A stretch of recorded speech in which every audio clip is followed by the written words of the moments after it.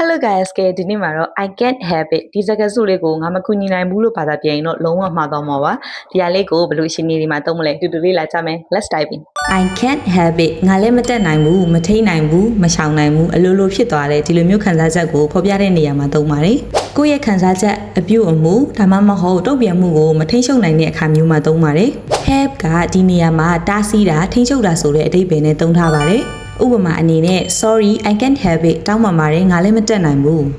I can't help smiling when I see you မင်းကိုတွေ့ရင်ငါပြုံးမိတာကိုမထိန်နိုင်ဘူး I can't help falling in love with you မင်းကိုချစ်မိတာကိုငါမထိန်နိုင်ဘူး I can't help missing you every day နေ့တိုင်းမင်းကိုမလွမ်းမဲကိုမနေနိုင်ဘူး I can't help thinking about our memories ငါတို့အမှတ်တရတွေကိုမတွေးဘဲမနေနိုင်ဘူး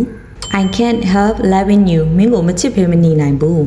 မတတ်တဲ့ပုံစံလေးတွေက I can't have to love ဒီလိုသုံးလို့မရပါဘူး I can't have loving I can't have love ဒီလိုလည်းသုံးလို့မရပါဘူး I can't have loving can't have ရဲ့နောက်မှာ but ing ပဲလိုက်ရပါမယ်သူနဲ့အဓိပ္ပာယ်တူတဲ့ phrase လေးလည်းရှိပါတယ် can't stop but ing I can't stop laughing ငါရေတာကိုမရက်နိုင်ဘူးနောက်တစ်ခုက be unable to resist မခုခံနိုင်ဘူးဒါက formal ပို့ကြပါတယ် she couldn't resist smiling သူမပြုံးမိတာကိုမထိန်နိုင်ဘူးဒီလိုလေးလည်းရှိပါတယ်